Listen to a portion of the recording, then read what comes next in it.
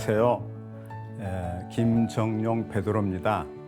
광주교구 소속이고요. 현재는 광주 카톨릭대학에서 총장으로 일하고 있습니다.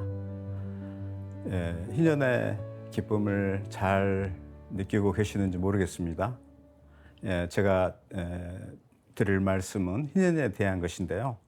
특별히 우리가 올해 우리 교회가 희망의 순례자들이라는 주제로 정기 희년을 지내고 있는데, 이 희년의 의미를 깨닫고 알차게 지내기 위해서 희년의 핵심적인 의미를 생각해 보면 좋겠습니다. 저는 이 주제를 4가지로 정리를 해봤는데요. 그 첫 번째로 일상에서 희년의 기쁨을 이렇게 사는 것이 중요하다 하는 생각을 해봤습니다. 희년이 어떤 연례적인 행사라든지 아니면 특정한 시기에만 일어나는 것이 아니라 매일매일 우리가 누릴 수 있는 그런 어떤 기쁨 축제라고 하는 것을 강조해서 말씀을 드리고 싶고, 그다음에 두 번째로는 특별히 희년의 중요한 정신은 무상성에 관련된 것입니다. 그래서 우리가 무상성의 기쁨, 우리가 살아가면서 또는 얼마나 많이 거저 주어진 것들이 많은가, 이런 것들을 이렇게 한번 묵상해 보면 좋겠습니다. 특별히 우리가 은총을 이 2년 동안 새롭게 재발견할 수 있는 기회가 되면 좋겠습니다. 그다음에 이제 세 번째로는 이 2년은 또한 동행하는 것, 그 기쁨을 누릴 수 있도록 초대하고 있습니다. 우리 교회가 이것을 이제 시노달리 뜻이라고 하는데, 사실은 우리 교회가 함께 걸어간다는 의미에서 이 희년의 의미가 굉장히 중요하게 생각됩니다. 그다음에 이제 네 번째로, 희년의 핵심적인 것은 예수 그리스도를 만나는 것인데요. 무엇보다도 그러면 예수 그리스도의 무엇을 어떤 부분을 만날 것인가 하는 것을 우리가 생각을 해볼 텐데, 저는 우리가 매번 우리 교회에서 신앙적으로 강조를 하지만 십자가의 의미를 새롭게 발견했으면 좋겠습니다. 십자가가 아름다운 사건이라고 하는 거, 그리고 우리 기쁨의 원천이라고 하는 것을 다시 한번 발견할 수 있는 기회가 되면 좋겠습니다. 오늘 첫 번째 주제로 먼저 일상에서 희년의 기쁨을 어떻게 누릴 것인가 하는 것인데요. 희년은 어떤 특별한 해만 기억하는 한시적인 것이 아니다. 그리고 일상적으로 체험할 수 있는 기쁘고 은혜로운 시간이다라고 하는 것을 제가 말씀드리고 싶습니다. 물론 이제 정기 희년은 25년마다 선포되지만 25년 자비의 희년과 같은 어떤 특별한 희년이 선포되기도 하죠. 그러나 희년은 어떤 특정한 해에만 이루어지는 것이 아니라 예수 그리스도를 통해서 희년이 정신이 오늘 지금 여기에서 우리가 언제나 새롭게 이루어지고 있다고 하는 것을 기억할 필요가 있을 것입니다. 곧 우리의 일상에서 희년의 기쁨을 맛보고 그 정신을 생활하는 것이 중요하다 하는 것을 강조하고 싶습니다. 희년을 지내면서 먼저 우리 자신에게 이런 질문을 던질 필요가 있지 않을까 싶습니다. 도대체 희년은 나와 무슨 관계가 있는가? 도대체 희년은 나에게 의미가 있는 것인가? 희년이 나의 삶과 신앙에 어떤 영감을 주고 있는가? 희년은 나의 구체적인 일상과 나의 행동에 어떤 변화를 일으킬 수 있는가? 이런 질문을 한번 던져보면 좋겠습니다. 또 우리 교회 공동체 관련해서 이런 질문을 던지면 어떨까 싶습니다. 왜 우리 교회는 희년을 정해서 지내고 있는가? 무엇을 위한 것인가? 이런 질문도 필요합니다. 희년은 우리 교회만 관계된 게 아니라 또 우리 사회, 세상과도 깊은 관계가 있습니다. 그래서 이런 질문을 또 던져볼 수 있겠습니다. 희년은 세상 사람들에게 어떤 메시지를 줄 수 있겠는가? 과연 희년이 세상 사람들에게도 희망의 메시지를 전해줄 수 있겠는가 하는 물음이죠. 어떻습니까? 이런 질문들이 중요하긴 하지만 추상적이죠. 마음에 와닿지 않죠? 그러리라 생각이 됩니다. 이런 질문들이 나의 질문이 되고 관심사가 되기 위해서는 우선 2025년 정기 희년이 지닌 의미를 우리가 좀 살펴볼 필요가 있겠죠. 희년이라고 하는 말은 말 그대로 기쁘고 은혜로운 해를 의미합니다. 예. 희년이란 말은 본래 이제 히브리어 말 요벨에서 온 말입니다. 이 요벨이란 말 자체는 순양의 뿔을 뜻합니다. 그런데 희년이 시작할 때 잔치의 시작을 알리는 나팔을 부는 것으로 희년이 시작이 되기 때문에 이 요벨이라는 말이 그런 의미를 지니고 있습니다. 희년의 영어 표현은 주빌리라고 합니다. 이 말은 라틴어 유빌루스에서 유래했는데 이 유빌루스는 목동들이 너무 기쁜 나머지 이렇게 소리치는 것을 의미합니다. 그러니까 희년이 선포된다, 뿔나팔을 이렇게 분다라고 하는 것은 뭔가 기쁨에 넘친 어떤 시작을 알리는 것이라고 할 수 있겠습니다. 이 희년은 구약 성경의 레위기 전통에 따르면 안식년이 7번 지난 후에 50년째 되는 해에 선포가 됩니다. 보통 우리가 안식년은 7년마다 이루어지죠. 이 안식년이 7번 되면 49년이 되는데 49년이 지난 그 다음 해 50년째 되는 해에 이 희년이 선포가 됩니다. 이 구약 성경의 레위기에서 희년은 이스라엘 백성이 이집트 노예사료로부터 해방하신 하느님을 기억하기 위한 것이었습니다. 이게 이제 가장 핵심적인 의미입니다. 해방하신 하느님을 기억하는 것입니다. 이스라엘 백성은 여러분 아시다시피 이집트에서 혹독한 강제 노동에 시달렸죠. 무고한 사내 아이들은 태어나자마자 목숨을 빼앗길 운명에 놓였습니다. 그러니 얼마나 그 처지가 어려웠겠습니까?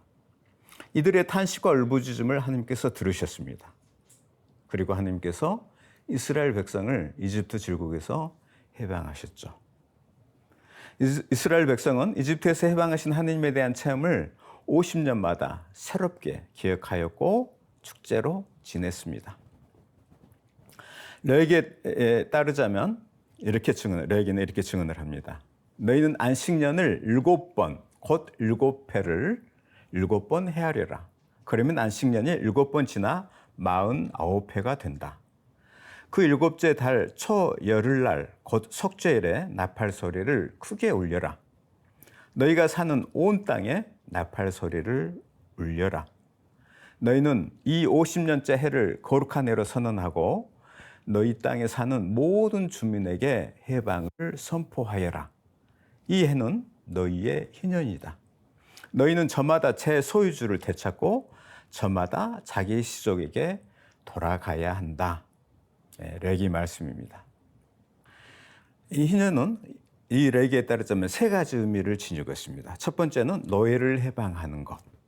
두 번째는 부채를 탕감하고 땅의 소유권을 본래 주인에게 돌려주는 것. 그 다음에 세 번째로는 땅의 안식을 위한 것입니다. 땅을 쉬게 하는 것입니다. 이 3가지 희년의 정신은 이스라엘 백성이 함께 살아가는 사회를 이룩하기 위한 사회적 규범이기도 했습니다.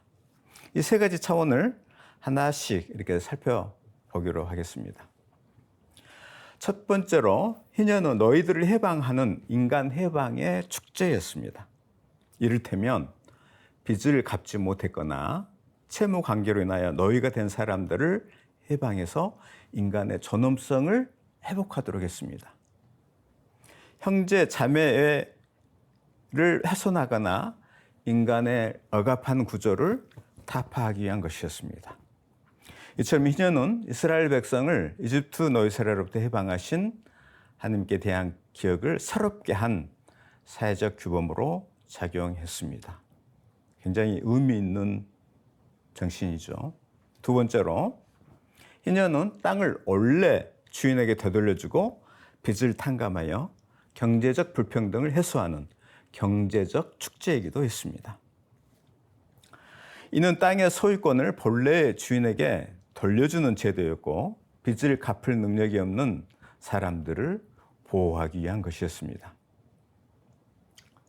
이 규정은 땅의 주인은 하느님이시라고 하는 것을 강조하기 위한 것이었습니다. 그리고 인간은 단지 땅을 이용하는 자에 불과하다는 정신을 살려내기 위한 것이었습니다. 또한 이 희년은 경제적 불평등을 제거하고 사회적 안전망을 통해 더불어 살아가는 사회를 구축하기 위한 것이었습니다. 예. 오늘날에도 우리에게 많은 영감을 주는 제도라고 할 수 있겠습니다. 그 다음에 이제 세 번째로 희년은 사람만이 아니라 땅의 안식을 위한 축제이기도 했습니다. 오늘의 언어로 표현한다면 공동의 집, 생태 환경을 위한 축제였다라고 할 수 있겠습니다. 구약 성경의 탈출기에 따르면 6년 동안 경작한 땅은 7년째 놀리고 묵혀야 한다는 대목이 있습니다. 이는 땅이 황폐화되는 것을 막기 위한 것이었습니다.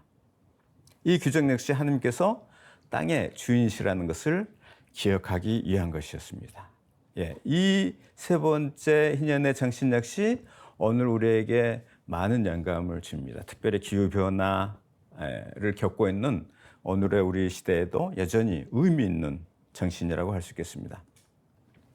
이처럼 희년은 노예를 해방하고 그래서 인간의 존엄성을 증진하고 또 땅을 되찾고 빚을 탕감하는 제도를 통해서 사회적 불균형 및 경제적 불평등을 해소하는 축제였습니다.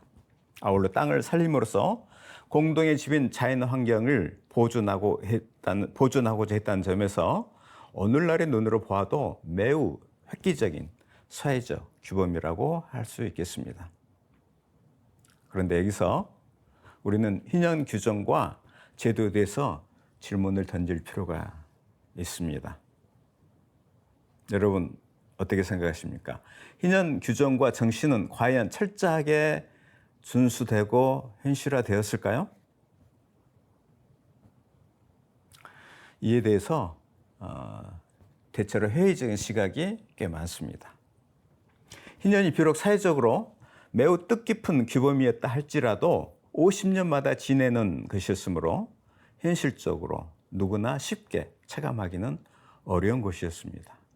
한번 생각해 보십시오. 지금이야 수명이 많이 늘어났지만 50년마다 한 번씩 있는 거라면 어쩌면 평생에 체험하지 못하고 세상을 떠난 경우도 많았겠죠.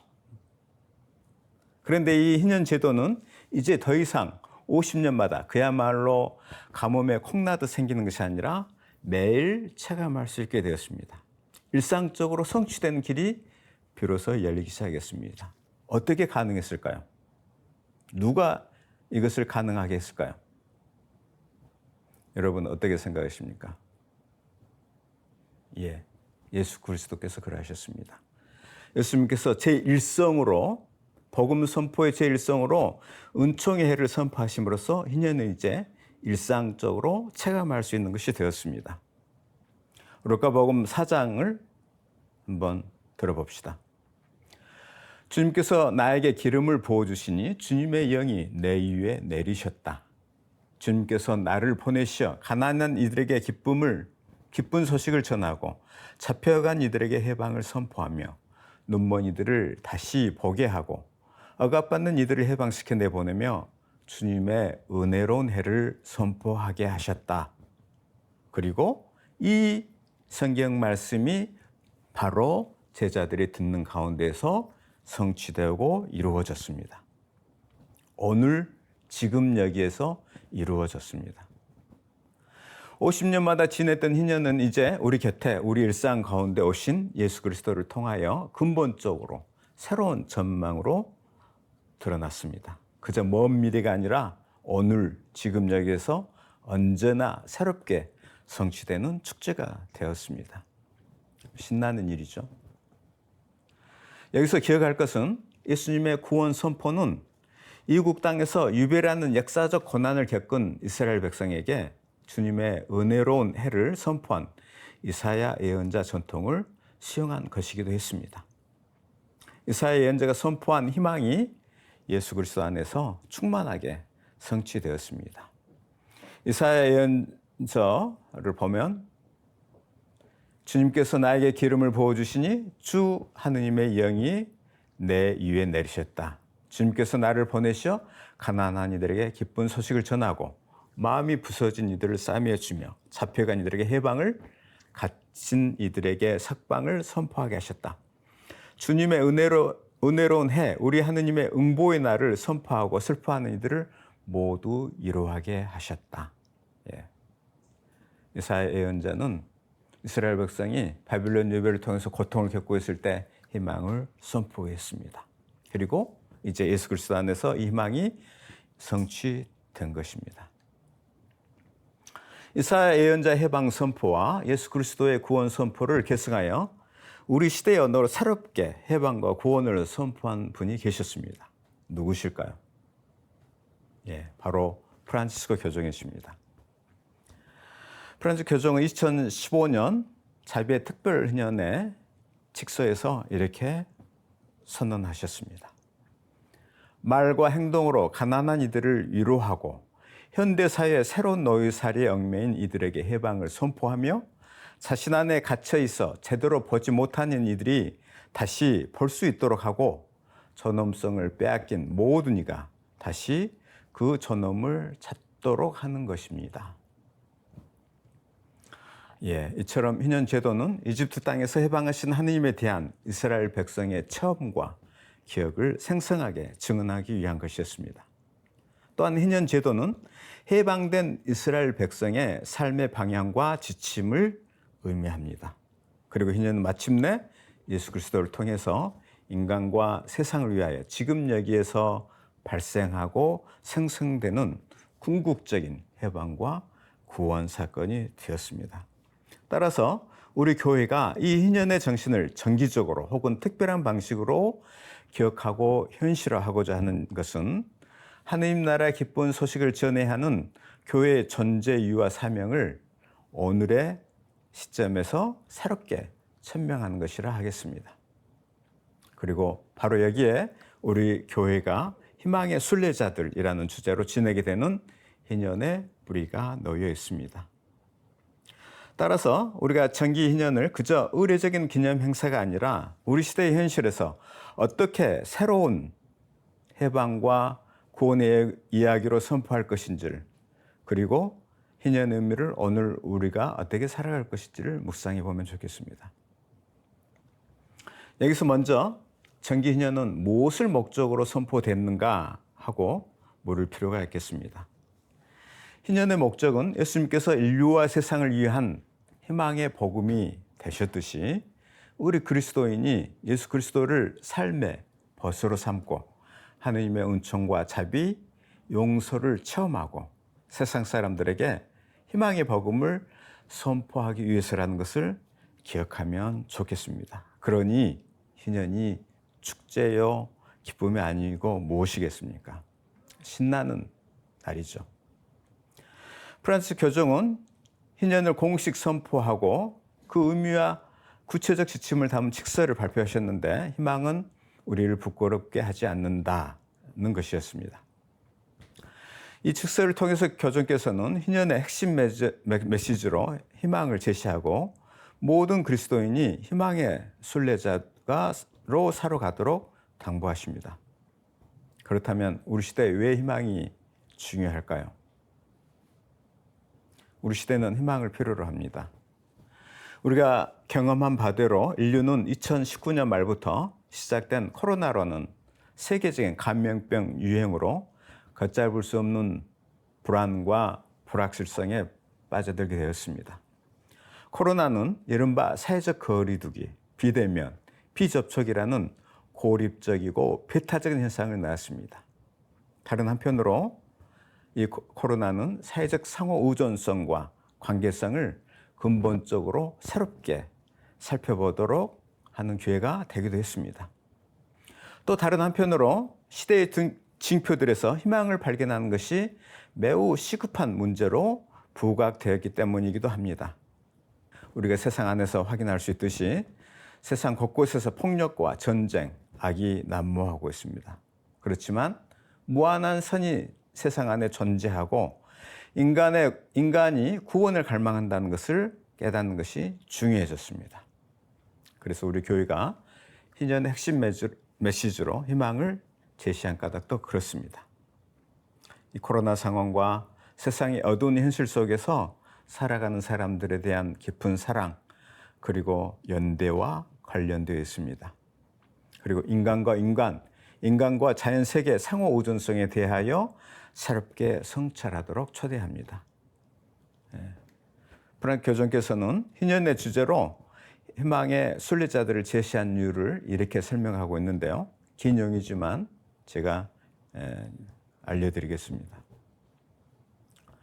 우리는 우리가 받은 희망의 불꽃을 타오르게 하고 모든 이가 열린 정신과 신뢰하는 마음과 멀리 내다보는 시각으로 미래를 바라볼 새 힘과 확신을 얻도록 도와야 합니다. 다가오는 희년은 우리가 너무도 간절히 바라는 새 신과 새로 태어남을 미리 맛보게 하는 희망과 신뢰의 분위기를 되살리는 데 크게 이바지할 수 있습니다. 이것이 제가 희년의 표어를 희망의 순례자들로 선정한 이유입니다. 우리가 보편 형제를 되찾을 수도 있고 수백만 명의 남녀들, 젊은이들과 어린이들이 인간 존엄성에 맞가진 삶을 살아가지 못하게 가로막는 빈곤이 만연한 비극을 외면하지 않으려고 할 때 비로소 이것이 가능할 것입니다. 여기서 저는 특별히 자신의 고향 땅을 저버릴 수밖에 없었던 많은 난민을 생각합니다. 희년을 준비한 기간에 가난한 이의 목소리를 기억에 듣기를 바랍니다. 회개를 요청하는 희년의 영적 차원은 또한 사회 안에서 우리 삶의 이러한 근본적인 측면들을 단단히 뭉친 전체 일부분으로 포함해야 합니다. 우리는 이 땅의 순례자라는 사실을 깨달아 우리가 짧은 지상 순례 여정에서 피조물의 아름다움을 관상하고 우리 공동의 집을 돌보는 일을 결코 게을리하지 않기를 바랍니다. 많은 생각거리를 주시죠. 희망의 순례자인 우리 그리스도인은 흔들리지 않는 희망을 품고 더 나은 세상을 위하여 나아가는 존재입니다. 희망은 때때로 무자비한 권력에 의해 조롱당하고 폭력에 의해서 냉소와 절명의 벽에 부딪히기도 하지만 희망은 결코 권력이나 폭력에 굴복하지 않고 죽음 앞에서도 무릎 꿇지 않습니다. 우리는 이것을 지난 12월 3일 온몸으로 비상계엄을 막아낸 시민들의 용기를 통해서도 확인할 수 있습니다. 또한 희망은 우리를 속이지도 부끄럽게 하지도 않습니다. 왜 그럴까요? 우리가 받은 성령을 통하여 하느님의 사랑이 우리 마음에 부어졌기 때문입니다. 어떤 고난에도 굴복하지 않는 사랑이 우리 심장을 뛰게 하기 때문입니다. 우리 그리스도인 희망이 바로 그러합니다. 이 희망은 우리 곁에 와서 우리 일상 가운데 더불어 살고 우리 인생 여정에 동행하는 친구입니다. 우리는 희망을 예수 그리스도라고 부릅니다. 예수 그리스도께서는 자유와 해방과 구원의 희년을 더 이상 아득히 먼 희망이 아니라 지금 여기 우리의 자유와 해방의 이야기, 일상의 구원으로 이루신 분이기 때문에 그렇습니다. 아까 말씀드린 대로 해방의 해, 희년은 순양의 뿔 나팔을 부는 것으로 시작된다고 했습니다. 우리나라 방식으로 얘기하자면 풍악을 울려라 뭐 그런 것쯤으로 여기도 무방하겠습니다. 이 희년은 작년 12월 24일 바티칸 성 베드로 대성전의 성문을 여는 것으로 시작되었죠. 성문을 여는 것은 세상 모든 이에게 열려있는 구원의 문이신 예수 그리스도와의 인격적 만남과 우정의 친교를 상징합니다.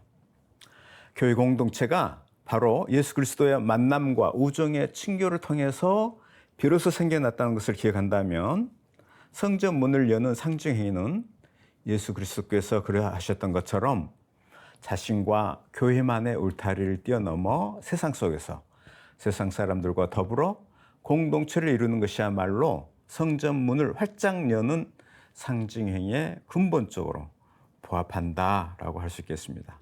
교회 전례 자체가 아니라 세상 속에서 사랑 실천으로 표현될 때 비로소 완성되는 것처럼 말입니다.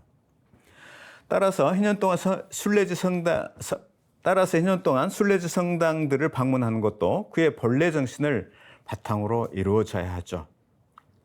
가난하고 고난받는 사람들이 사는 곳, 분쟁과 전쟁 고통 속에 살아가는 사람들, 하늘을 향해 울부짖는 사람들, 따뜻한 손길과 위로가 필요한 사람들과 연대 공동체를 이룰 때 비로소 완성된다고 할 수 있겠습니다.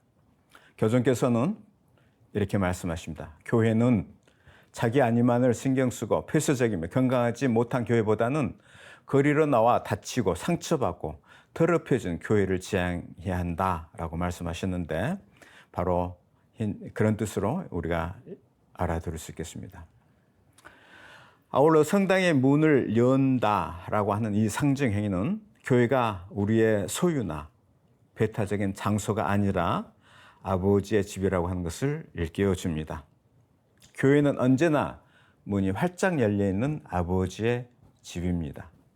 저마다 어려움을 안고 찾아오는 모든 일위한 자리가 마련되는 아버지의 집입니다. 교회는 누구나 흔쾌히 환대하고 하느님 아버지의 마음을 드러내는 장소요 표제여야 한다는 것이죠. 그러니까 그 누구도 교회를 자신의 소유자인 양 행사할 수 없다는 얘기입니다. 교회의 공간들은 우리의 것이 아닙니다. 우리는 그저 하느님의 집에 더부살이하는 손님, 잠시 머물다 나가는 나그네에 불과합니다. 교회는 예수님처럼 세상에서는 머리 기둘곳조차 없는 사람들이 서로 마음을 부비며 살고 더 나은 인간, 더 나은 세상, 하느님 나라를 희망하며 사는 사람들의 연대 공동체이기 때문에 그렇습니다. 희년의 시작을 알리는 나팔 소리는 이제 예수 그리스도를 통해서 하느님 나라 선포를 통해서 새롭게 세상에 울려 퍼집니다. 이제는 더 이상 뿔나팔이 아니라 예수님의 이 첫 일성을 통해서 희년이 기쁜 소식이 선포가 됩니다. 마르코복음 1장입니다. 때가 차서 하느님 나라가 가까이 왔다. 너희는 회개하고 복음을 믿어라. 이제 예수 그리스도 자신이 세상을 위한 해방과 구원의 소리, 희망을 알리는 소리가 되었습니다. 희년, 곧 해방의 선포는 이제 더 이상 어느 특정한 시기에 이루어지는 것이 아니라 매일매일 발생하는 일상의 사건, 우리 가운데, 우리 가까이에서 일어나는 사건이 된 것입니다. 하나님 나라 가까이 왔다고 하는 복음에 대한 이재민 신부님께서 풀이를 하셨는데요. 굉장히 이 복음 선포의 아름다움을 굉장히 핵심적인 의미로 풀이를 하셨는데 제가 인용해서 말씀해 드리겠습니다. 하느님의 왕국을 가까이 왔다라는 수로는 천국이 어떤 나라인지, 어떻게 천국을 이야기해야 하는지, 천국을 이야기하는 이유가 무엇인지 알게 하는 핵심 단어입니다. 천국은 우리 손이 닿는 것에 와 있습니다. 손을 내밀면 언제 어디서나 체험할 수 있는 곳에 와 있습니다. 여기서 가까이 왔다라고 하는 말은 바로 손에 닿듯이 가까이 왔다라는 뜻입니다. 우리가 천국을 체험하지 못한다면 천국을 우리 손이 닿지 아니한 곳으로 밀어내기 때문입니다. 굶주리니, 헐벗으니, 병드니, 감옥에 갇히니, 낯서니, 상처를 주는 이에게 손을 내밀지 못하기 때문입니다. 사람들이 천국을 갈망하면서도 행복하지 못한다면 가난하고 힘없는 사람들이 내게 오는 것을 꺼리기 때문입니다. 그들을 내 손이 닿지 아니한 영역으로 밀어내면서는 천국을 체험할 수 없습니다. 그분은 단도직입적으로 선포하십니다. 하느님 나라의 행복을 누리고 싶은가? 가난하고 힘없는 사람을 손이 닿지 아니하는 곳으로 밀어내지 마라. 그들을 향하여 손을 내밀어라. 손이 닿는 곳에 하느님의 나라가 와 있다. 천국의 행복을 원한다면, 인생을 기쁘게 살고자 한다면 구유에 놓인 불쌍한 아기에게 손을 내밀어 어루만지고 십자가에 매달린 처참한 젊은이를 가슴에 품어줘야 합니다. 그들이 우리에게 천국의 경지를 보여줍니다. 그들의 몸 안에 우리가 갈망하는 천국이 와 있습니다. 얼마나 멋진 마르코복음 해석입니까? 예수님은 몸소 하나님 나라의 기쁜 소식을 알리는 소리가 되었습니다. 그리고 우리 가운데 현존하십니다. 우리 가운데 살아계신 예수님 덕분에 이제 우리 자신이 바로 하느님의 성전이 되었습니다. 그리고 예수님은 하나님 나라의 문을 열어주시는 분, 하나님 나라를 향한 길이 되어주신 분이십니다. 그리고 예수님 자신이 평생을 순례자로 이방인으로 이 세상에 사셨습니다. 희년의 표현은 희망의 순례자들이라고 했습니다. 희망의 순례자는 그저 자기 만족이나 유희만을 위한 휴가나 수박 거달기식의 여행과 같은 것은 아닙니다. 또한 희망의 순례는 단순히 성지나 성당을 방문하는 것만으로 충만하다고 말할 수 없습니다. 희망의 순례는 근본적으로 예수 그리스도를 따라 나서는 길입니다. 그의 울타리를 뛰어넘는 것이죠. 인간이 둘러쳐 놓은 모든 장벽, 모든 경계, 곧 모든 형태의 차별과 혐오의 문화, 배타성과 불평등의 장벽을 훌쩍 뛰어넘는 것입니다. 또한 순례는 자신만의 안위를 벗어나 인간의 존엄성을 침해당한 사람들, 빈곤에 휩싸여 살아가는 사람들, 고향 땅을 저버릴 수밖에 없는 사람들과 연대하는 길입니다. 더 나아가 인간 중심주의 관점에서 벗어나 공동의 집인 피조물 세계와 더불어 살아가는 길을 찾는 여정이기도 합니다. 또한 순례는 그저 고행이 아니라고 하는 것을 말씀드리고 싶습니다.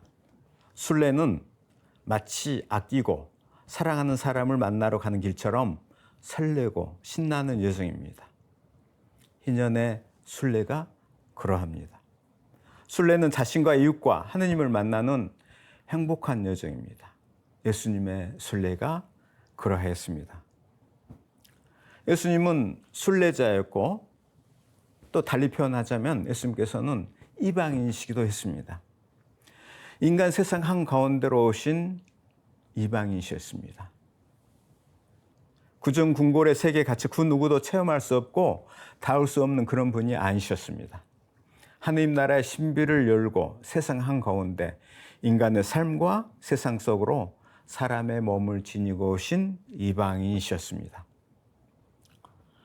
예수님께서 이방인의 정체성을 지니셨다라고 하는 것은 두 가지 의미가 있는데, 하나는 한편으로는 세상의 그 무엇에도 얽매이지 않고 인간의 그 어떤 경계에도 갇힐 수 없는 그런 경지의 분이시다라고 하는 것입니다.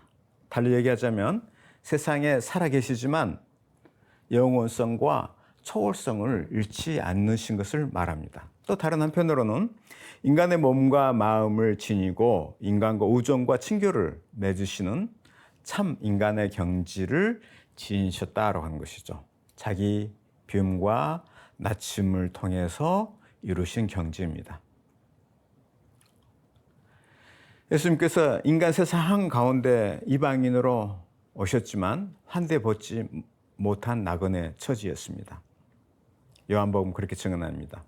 세상이 그분을 통하여 생겨났지만 세상은 그분을 알아보지 못하였다. 그분께서 당신 땅에 오셨지만 그분의 백성은 그분을 맞아들이지 않았다. 네, 오늘날 우리가 이방인이라고 생각하는 많은 난민들, 또 고향 땅을 버릴 수밖에, 고향 땅을 떠날 수밖에 없는 사람들을 우리가 어떻게 대하는지를 생각을 한다면 예수님도 똑같은 처지였다라고 하는 것을 우리가 생각할 수 있겠습니다. 예수님은 평생 멸이 기댈 곳조차 없는 이방인으로 사셨지만 사람들의 삶과 마음 속에 당신의 거처를 마련하셨습니다. 그분이 선포하신 희망의 복음 또한 인간의 모든 장벽과 울타리를 뛰어넘어 사람들의 삶과 마음 속에서 자리를 잡으셨습니다. 그 누구보다 먼저 가장 작은 이들, 가난하고 잡혀간 이들, 눈먼 이들, 억압받는 이들 속에서 자리를 잡으셨습니다. 굶주리고 목마른 사람들, 병들고 헐벗은 사람들, 감옥에 갇힌 사람들 속에서 죄인들과 세리들 속에서 사셨습니다. 예수님은 세상의 가장 작은 이들의 희망이며 해방과 구원을 갈구하는 모든 이들의 희망이셨지만 또한 자신 또한 희망을 향해 굽힘없이 걸어가는 순례자이셨습니다. 심지어 자신을 반대하고 배척하는 사람들이 벼랑 끝에 끌고 가 떨어뜨리려고 하는 상황조차도 아랑곳하지 않으시고 그들 한가운데를 당당히 가로질러 가셨습니다. 특히 이 장면은 희망의 순례자로서 예수님의 면모를 돋보이게 하죠.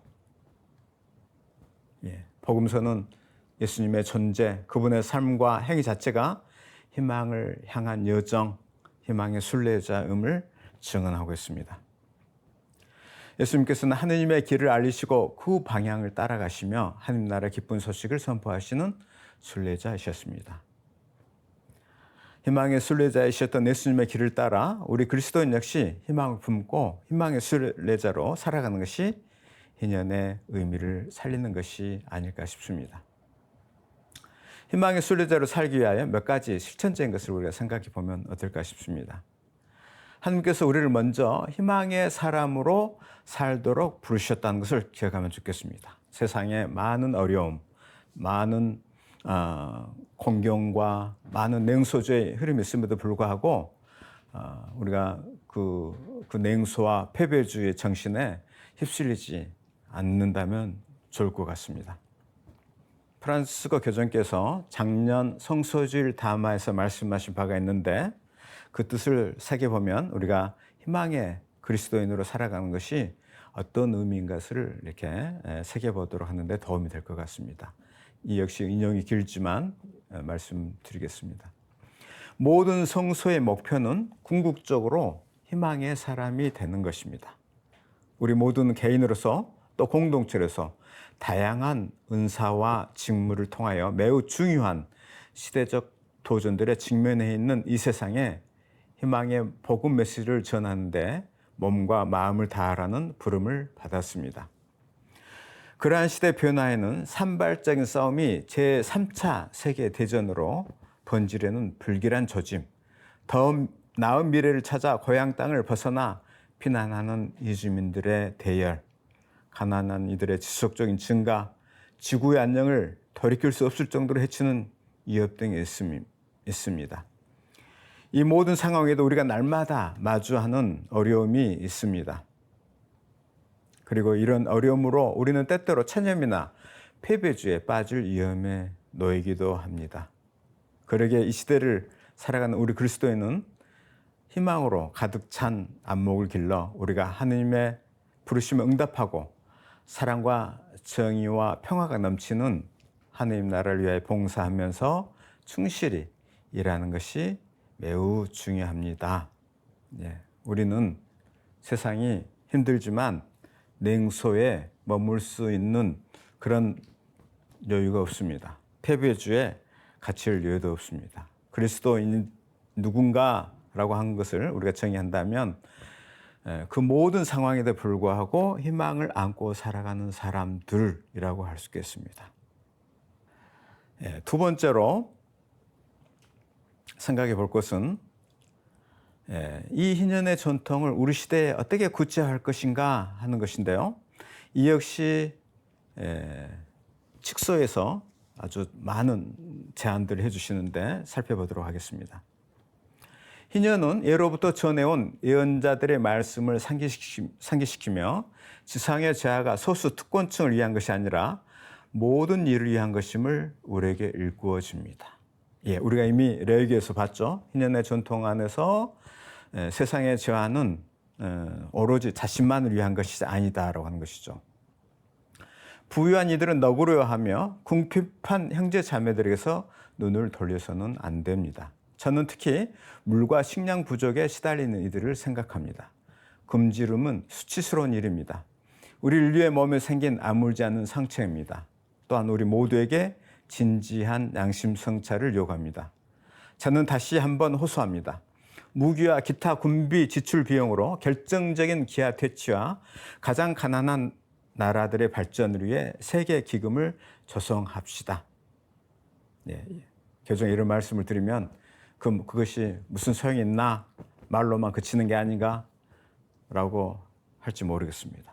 그러나 이렇게 말하는 사람이 없다면, 말을 해도 세상이 이런데 말을 하는 사람이 없다면 세상이 얼마나 더 엉망으로 망가지겠습니까?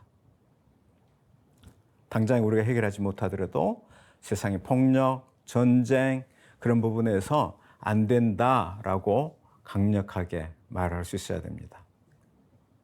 계속 인용하겠습니다.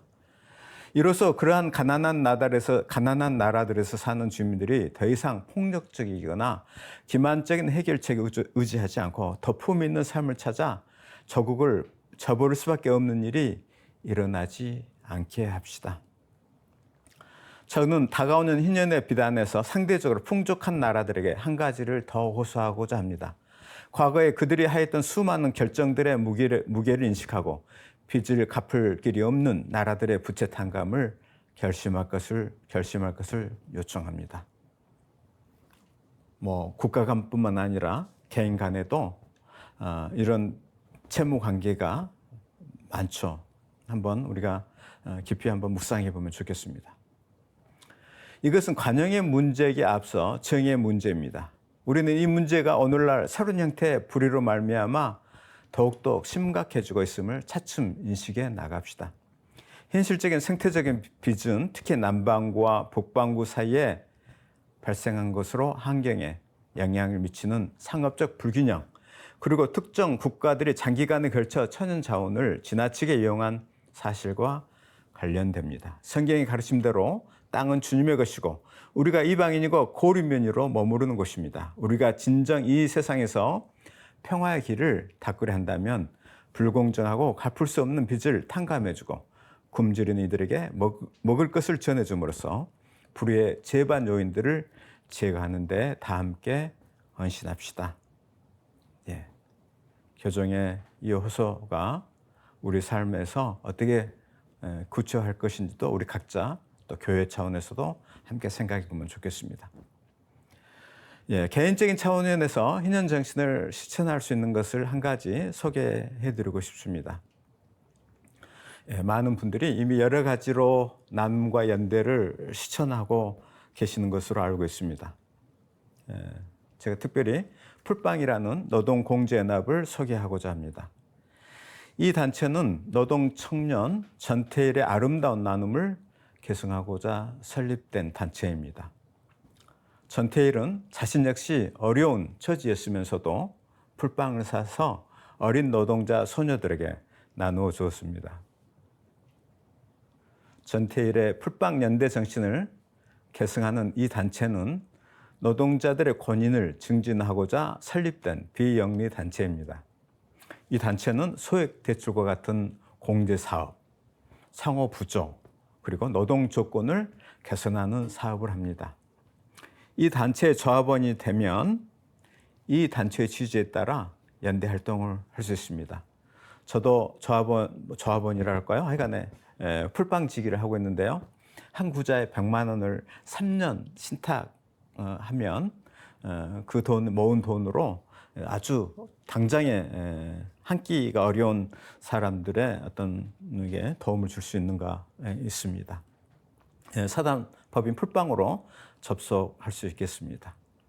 예, 희년은 우리에게 어떤 축제, 삶의 기쁨을 생각하게 하고 또 함께 살아가는 세상, 함께 살아가는 우리 사회를 생각하도록 아주 의미 있는 그런 어떤 것입니다. 이것이 올해만이 아니라 매일 일상 안에서 또 내년에도 내후년에도 우리 일상 안에서 그 기쁨을 살아가고 맛보고 체험하고 또 이 세상 사람들과 더불어 가는 아름다운 세상을 이렇게 만들어 가는데 우리가 작은 기여라도 할 수 있는 것이 좀 좋겠고 이 희년의 기쁨을 함께 나누면 좋겠습니다.